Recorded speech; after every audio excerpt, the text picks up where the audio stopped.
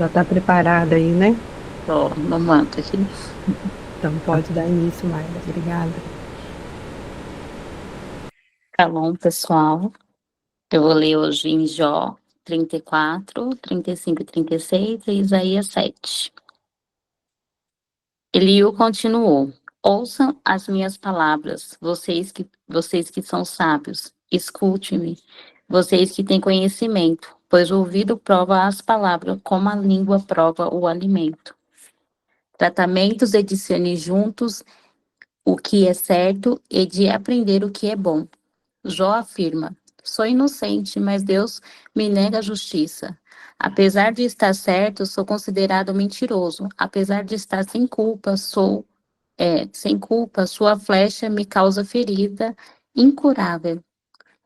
Que homem existe como Jó, que bebe zombaria como a água?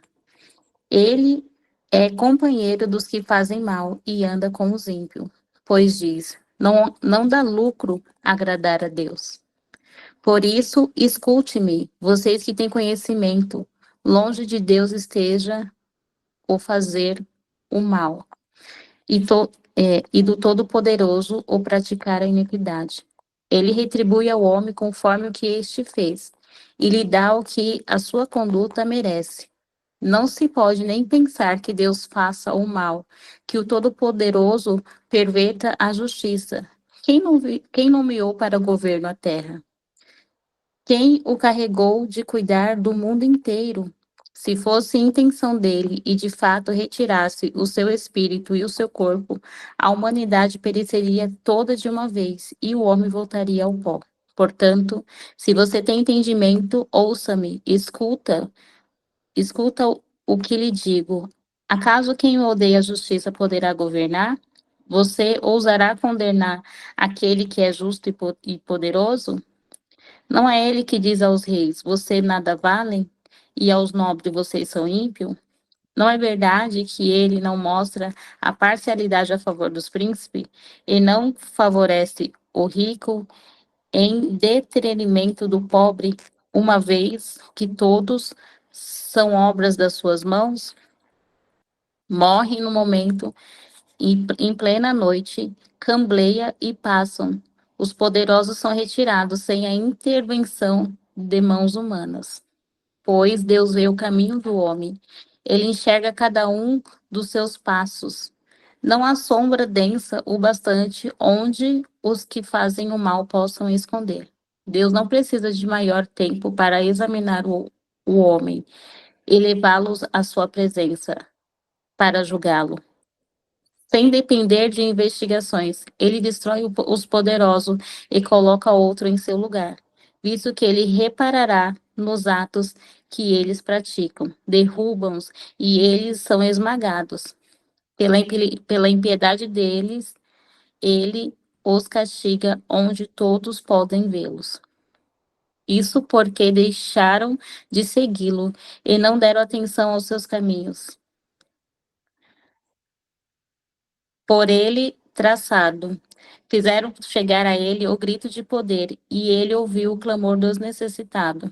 Mas, se ele permanecer calado, quem poderá condená-lo? Se esconder o rosto, quem poderá vê-lo? No entanto, ele domina a igualdade sobre o homem e nações, para evitar que o ímpio governe e prepare armadilha para o povo. Suponhamos que um homem diga a Deus: Sou culpado, mas não vou mais pecar. Mostra-me o que não estou vendo. Se agiu mal, não tornarei a fazê-lo. Quanto a você, deveria Deus recompensá-lo? Quando você nega sua culpa, é você que deve decidir, não eu? Conta-me, pois, o que você sabe.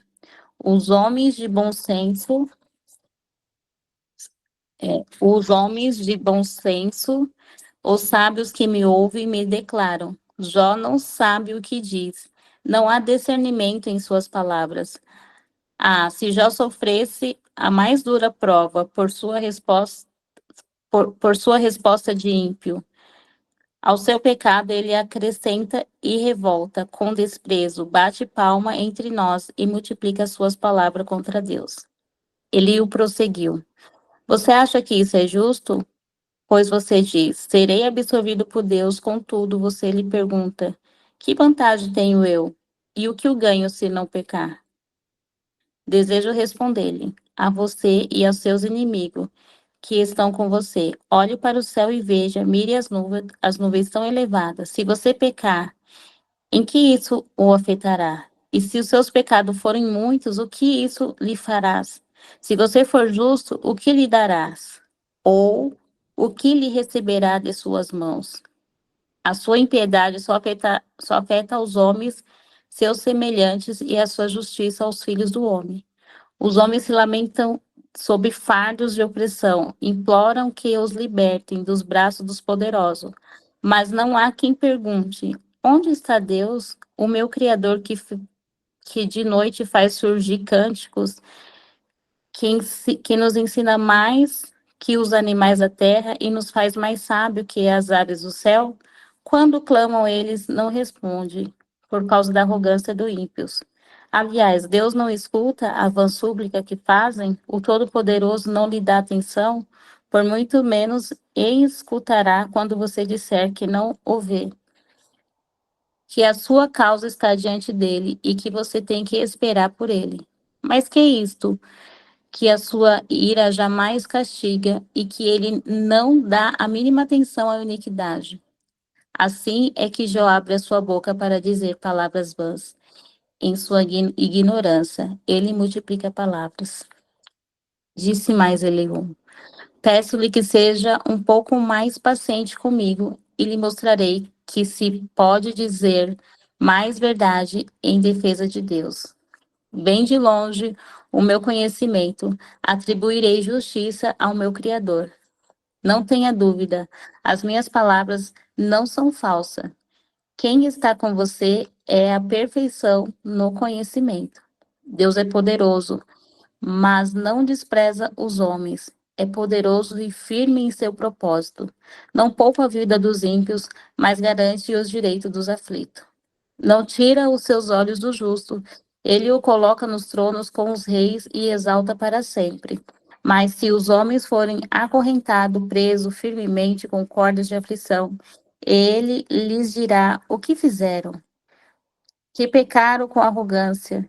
Ele os fará ouvir correção e lhe ordenará que se arrependa do mal que praticaram. E se lhe obedecerem e servirem, serão prósperos até o fim dos seus dias e terão contentamento nos anos que lhe restam. Mas se não obedecerem, perecerão a espada e morrerão na ignorância. Os que têm coração ímpio guardam ressentimento, mesmo quando eles os agrilhoam. Eles não clamam por socorro, morrem em plena juventude entre os prostitutos do santuário. Mas os que sofrem, e os livram em meio ao sofrimento em sua aflição, e lhes dá fala. Ele está atraindo para longe das mandíbulas da aflição, para um lugar amplo e livre, para o conforto da mesa farta e seleta que você terá. Mas agora, farto sobre você é o julgamento que cabe aos ímpios. O julgamento e a justiça o pegaram. Cuidado, ninguém o seduza com riqueza, não se deixe desviar do suborno, por maior que este seja. Acaso sua riqueza, ou mesmo todos os seus grandes esforços, daria a você apoio e alívio da aflição? Não anseie pela noite, quando o povo é tirado dos seus lugares. Cuidado, não se volte para a iniquidade que você perece. Preferir a não se vo... Cuidado, não se volte para a iniquidade que você perece, preferir a aflição. Deus é exaltado em seu poder. Quem é mestre como ele? Quem lhe prescreveu os seus caminhos, ou lhe disse, agiste mal? Lembre-se de exaltar as suas obras, as quais os homens dedicam de cântico de louvor. Toda a humanidade as vê, de lugar de distante. Os homens as contemplam. Como Deus é grande, ultrapassa o nosso entendimento. Não há como calcular os anos da sua existência. Ele atrai as gotas de água que se dissolvem e desce como chuva para os regatos. As nuvens as desejam em aguaceiros sobre a humanidade. Quem pode entender como ele estende as suas nuvens como ele trovejam desde o seu pavilhão? Observe como ele espalha o seu relâmpago ao redor, iluminando até as profundezas do mar. É assim que ele governa as nações e lhe fornece grande fortuna. Ele enche as mãos de relâmpagos e lhe determina alvo que deverão atingir. Seu trovão anuncia a tempestade que está a caminho até o gado apescente. Amém. Eu vou ler agora Isaías 7.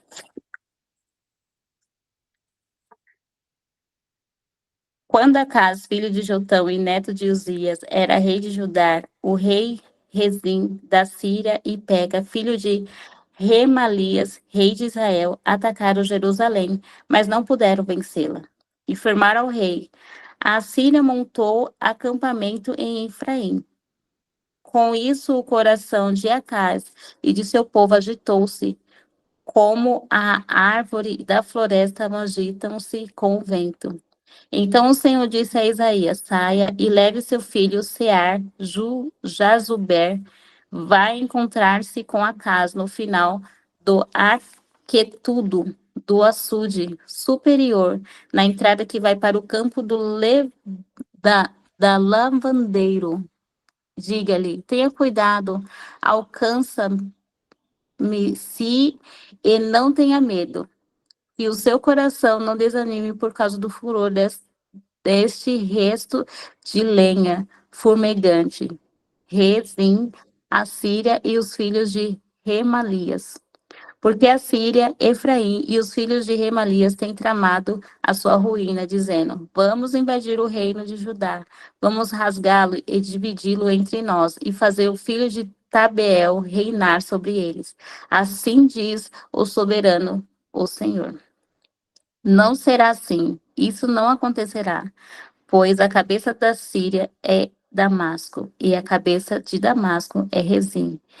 Em 75 anos, Efraim ficará muito arruinado para ser um povo. A cabeça de Efraim é Samaria, e a cabeça de Samaria é o filho de Remalias. Se você não ficarem firme na fé, com certeza não resistirão. Disse ainda o Senhor a Acaz: peça ao Senhor, ao seu Deus, um sinal milagroso, seja das maiores profundezas, seja das alturas mais elevadas. Mas Acaz disse: não pedirei, não porei o Senhor à prova.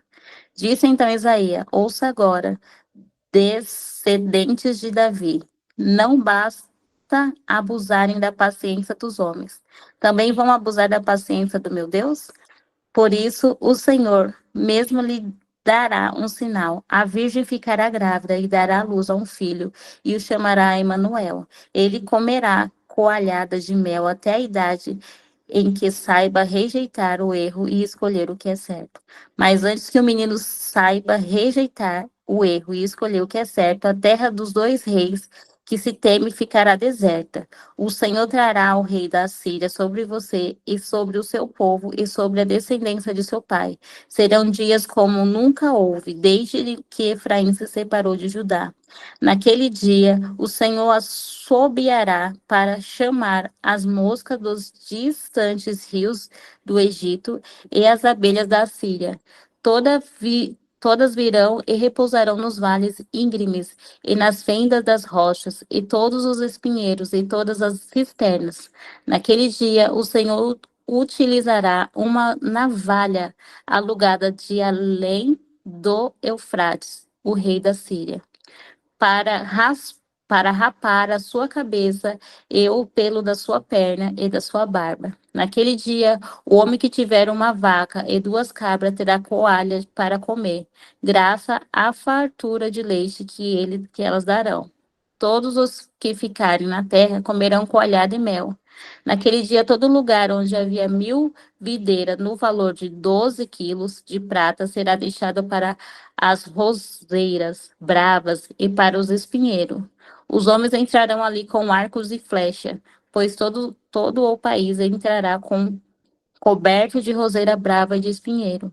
E as colinas antes lavradas com enxadas, você não irá mais, porque terá medo das roseiras bravas e dos espinheiros. Nesse lugar, os bois ficarão à solta e as ovelhas correrão livremente. Aleluias. Amém. Amém, amém. Obrigada, Mayra. Queridos, nós continuamos no cenário, né, de sofrimento de Jó, Jó sem entender, né, o porquê do sofrimento. E aqui surge Eliú, trazendo bastante chaves, né? Eu separei algumas coisas aqui para a gente comentar rapidamente. E Deus, ele continua sendo justo mesmo quando nós não compreendemos os seus caminhos. Então, assim como Jó, muitas vezes nós não entendemos o nosso processo, mas nós precisamos aprender, queridos, a afinar os nossos ouvidos ao som da voz de Deus. Mesmo no meio da dor, o Senhor quer falar alguma coisa conosco. E em Jó 34, vai falar que Deus é o justo juiz. 34:10 vai dizer: por isso, escutem-me, vocês que têm conhecimento, longe de Deus esteja o fazer o mal e o Todo-Poderoso praticar a iniquidade. Eliú, ele começa falando, né, defendendo que Deus, ele não age com impiedade. E ele confronta Jó, né, que havia questionado a justiça divina em meio ao sofrimento, afirmando que o Senhor governa, né, com sabedoria, com equidade, e não com arbitrariedade. Então, nós precisamos alinhar, né, os nossos ouvidos para que a gente entenda que a justiça de Deus, ela é maior do que a lógica humana. Mesmo quando tudo parece injusto ao nosso redor, Deus continua governando do seu trono, com retidão, com sabedoria. Deus é aquele que ele julga as nações e os homens com balança justa. Em Deus, queridos, não há corrupção, não há engano, ele é o justo juiz.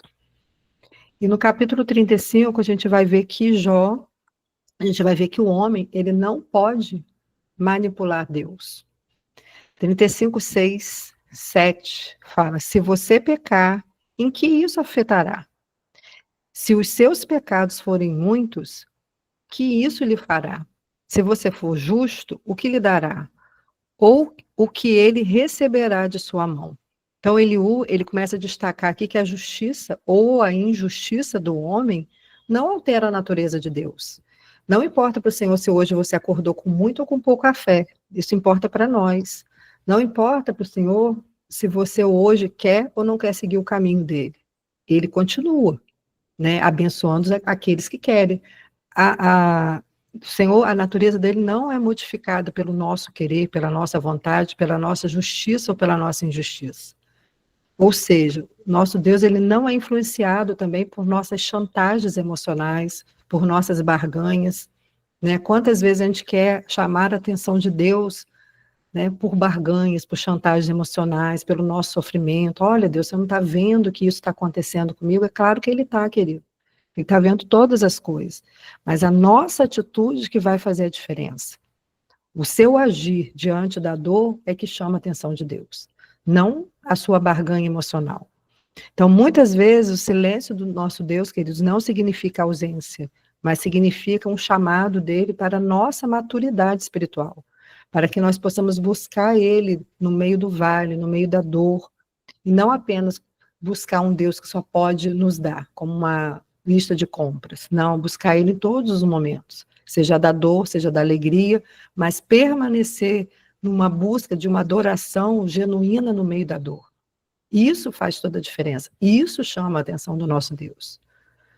Em Jó 36, nós vamos ver que o Deus que educa através da disciplina. 36, 10, 11, que eu separei aqui, fala assim: ele o fará ouvir a correção e lhe ordenará que se arrependa do mal que praticaram. Se lhe obedecerem e o servirem, serão prósperos até o fim dos seus dias e terão contentamento nos anos que lhe restam. Olha que tremendo, ele exalta a grandeza de Deus e mostra que ele usa a dor como uma correção, como um ensino. Então, se nós ouvirmos a disciplina, viveremos em prosperidade e bênção. E esse princípio a gente vê lá também em Hebreus 12:6, que diz que o Senhor corrige quem ama. O Senhor corrige aquele que Ele ama. Então, isso vai nos mostrar, queridos, que muitas vezes o nosso sofrimento é um laboratório de transformação. E não é para nossa destruição, mas para gerar maturidade, um alinhamento e uma maior intimidade com Deus. Então, a gente vai ver que a disciplina e a obediência, ele é um portal para a glória. Deus está nos preparando para carregar mais de sua presença e de sua autoridade. E para isso a gente precisa passar pelo fogo. A gente precisa muitas vezes passar por coisas que a gente nem imagina. Mas se você passa pelo vale de mãos dadas com o Senhor, nossa, isso aí vai transformar você cada vez mais, vai te fortalecer, vai te fortalecendo, e a sua autoridade também vai crescendo. Então, hoje aqui o que a gente leu em Jó 34 a 36, nos lembra que a vida cristã não é sobre escapar de sofrimentos. Ah, Senhor, me livra, ah, Senhor, me livra. Não, mas é sobre discernir a voz de Deus dentro do sofrimento. Porque Jesus, ele diz que no mundo tereis aflição, mas eu venci o mundo. Então, somos um com Jesus. Então, venceremos também, mas passaremos por aflição. Então, o sofrimento, ele pode ser prova, ele pode ser um ataque? Pode, mas também ele pode ser um processo de ensino. E nesse momento é que nossos ouvidos têm que estar afinados para a gente discernir, é uma prova? Ah, é um ataque? Não, Deus está querendo me ensinar. O que que Deus quer através desse sofrimento? Do que eu estou passando?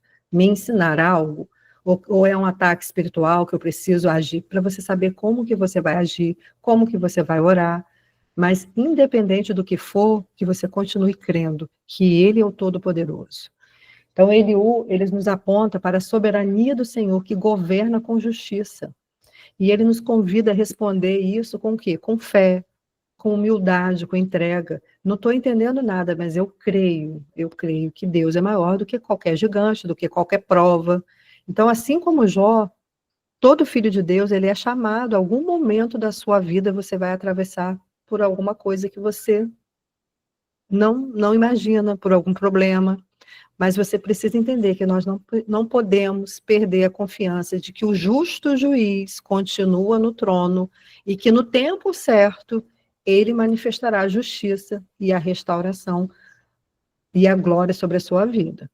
Romanos 8:28, eu coloquei aqui porque é um versículo que assim, fala muito comigo, muito mesmo, e é um versículo que eu sempre falo quando eu estou passando por alguma coisa. Sabemos que todas as coisas cooperam para o bem daqueles que amam a Deus, daqueles que são chamados segundo ao teu propósito. Eu sempre falo isso. Quem me conhece, quem anda comigo sabe. Então, se nós sabemos que todas as coisas cooperam para o bem daqueles que amam o Senhor, eu amo meu Deus mais do que tudo na minha vida. Então, se eu estou passando por alguma coisa, Deus, algum propósito tem. Então, se são todas, não são só as fases boas, são todas as coisas. Sabemos que todas as coisas cooperam para o bem daqueles que amam a Deus. Então, todas, são todas. E nós precisamos entender que o sofrimento e a disciplina não são sinais de abandono, mas de que Deus está nos conduzindo para coisas maiores, para um propósito maior. Jó, ele não entendia no momento, assim como nós também não entendemos muitas vezes no momento o que está acontecendo. Mas no final, né, Jó vai ver que tudo cooperou para que ele fosse purificado, para que ele fosse amadurecido e duplicado em honra e em bens. Então, o que hoje parece um caos na nossa vida, Deus está costurando, queridos, como uma parte de um propósito perfeito. Assim como Jó, todas as coisas, até as lágrimas, cooperam para nos levar a rumo à nossa promessa. Mas como? Se permanecermos amando e confiando no Pai.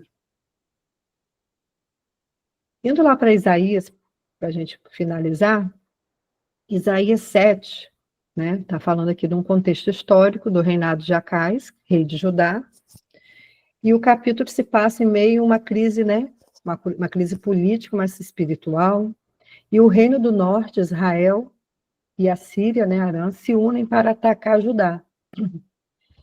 E o que acontece? Em vez de confiar no Senhor, ele começa a pensar em alianças humanas. E isso vai nos ensinar também que todas as vezes, ou a maioria das vezes que somos pressionados A nossa tendência natural é buscar socorro primeiro onde? Em alianças humanas, em sistemas. Vou resolver logo o problema aqui. Muitas vezes com a força do seu braço. Mas hoje nós precisamos entender que não. Primeiro que a gente tem que procurar é Deus e confiar. E Ele vai te direcionar o que você vai ter que fazer. Isaías 7:9 diz: a cabeça de Efraim é Samaria, e a cabeça de Samaria é o filho de Remalias. Agora preste atenção nessa parte. Se vocês não ficarem firmes na fé, com certeza não resistirão. Então, o profeta Isaías, ele havia entregado essa palavra ao rei Acais, que estava apavorado, né, diante dessa colisão, diante dessa guerra entre Israel e contra Judá. Mas o Senhor já havia dito para ele que ele iria vencer. Isto não subsistirá, nem acontecerá. O Senhor já tinha dito a ele que não ia acontecer. Mas a gente vai ver que na palavra existia uma condição. A fé seria a base da permanência. Se vocês não ficarem firmes na fé, com certeza não resistirão. Olha que tremendo. Havia uma condição aqui, queridos. Em outras palavras, a vitória já estava declarada, mas só se tornaria realidade para aqueles que crescem. Então, olha como que isso é sério, queridos. Quantas vezes o nosso propósito, o nosso próprio Deus já decretou, já mandou a nossa vitória, e muitas vezes nós desistimos no meio do caminho, simplesmente porque o cenário ao redor parece totalmente contrário às promessas. É o que estava acontecendo aqui. Ao redor parecia tudo perdido, mas a vitória já havia sido decretada. E aqui nós vemos isso acontecer muitas vezes conosco também. E nós vamos ver um princípio aqui, um princípio que há no reino, que é da fidelidade, que é da fé, da confiança inabalável no Senhor e da permanência. E permanecer, ele significa o quê? É igual você estar estabelecido, você não ser abalado, você permanece com sua fé ali intacta. Mas eu sou humano. Sim, nós nos abalamos, mas a gente se recompõe e permanece firme na fé. A promessa de Deus, queridos, ela não é automática. Ela exige uma fé ativa, uma fé que vai ser experimentada. Então, sem fé, nosso coração ele cede ao medo. Nossos olhos vão ver só aquilo que está à nossa frente. Nossos olhos espirituais não conseguem enxergar a Deus. E esse medo ele vai abrir brecha. E nós acabamos tomando decisões erradas, fazendo alianças erradas. Então, só quem se firma na palavra consegue permanecer em meio aos abalos. Acais aqui, ele representa aqueles que, diante da pressão, buscam a segurança de alianças humanas. Isaías, ele vai liberar uma chave. Se não crê, não permanece. Então, o maior inimigo de Judá não seria Síria nem Israel, mas seria a incredulidade.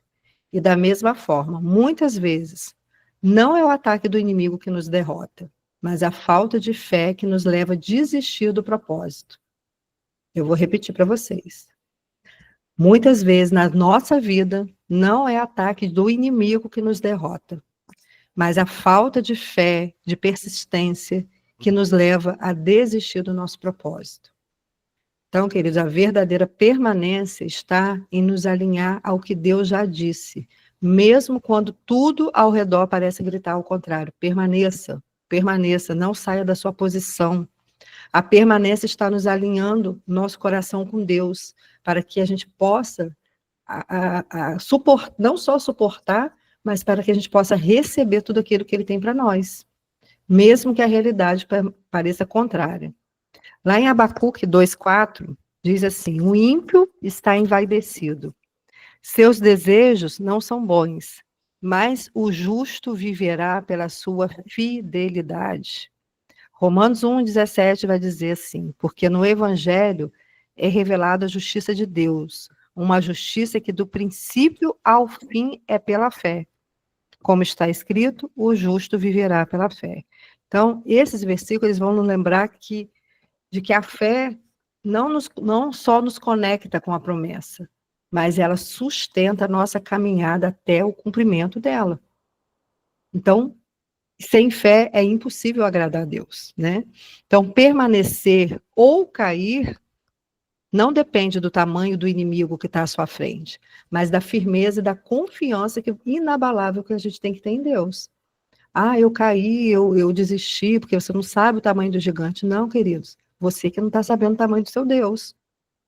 Então, a fé é o alicerce que nos mantém de pé. Quando tudo ao redor treme, quem crê permanece firme. E para fechar, Isaías 7:9, que nos alerta, né? Se não o crerdes, certamente não permanecereis. A fé é o fundamento da permanência. Sem a confiança em Deus, até mesmo, queridos, as maiores promessas podem se perder diante da nossa incredulidade. Destaquei Jó aqui para a gente finalizar um com o outro, né? Eu gosto de fazer um link entre os dois. Jó vai falar, no capítulo 36, ele abre os ouvidos dos homens para a instrução e ordena que se desviem da iniquidade. Se o ouvirem e o servirem, acabarão os seus dias em prosperidade e os seus anos em delícias. Então, aqui nós vamos ver dois pilares, tanto em Isaías como em Jó. Pilares espirituais que caminham junto. Isaías 7:9 vai nos mostrar que nós precisamos crer para permanecer, ter uma fé inabalável. E em Jó 36, 10, 11, nós vamos ver que ouvir e obedecer nos faz prosperar. Então, Deus não apenas nos chama a acreditar em sua palavra, querido, não, mas a viver de uma forma prática, né? Uma fé inabalável, uma fé que ouve e uma fé que obedece a sua voz. Então, a permanência não é passiva, mas ela é ativa, é uma fé ativa, uma fé que anda alinhada em obediência. A fé e a obediência nos mantém dentro, queridos, de um ciclo de bênção de Deus, onde mesmo em tempos de crise, nós permaneceremos firmes e frutíferos. Amém, queridos? É isso que eu queria trazer para vocês hoje, que vocês possam refletir, né? Em quem o Senhor, nosso Deus é, poderoso e soberano sobre todas as coisas. Shalom, shalom, um ótimo dia para nós. Bom trabalho para todos.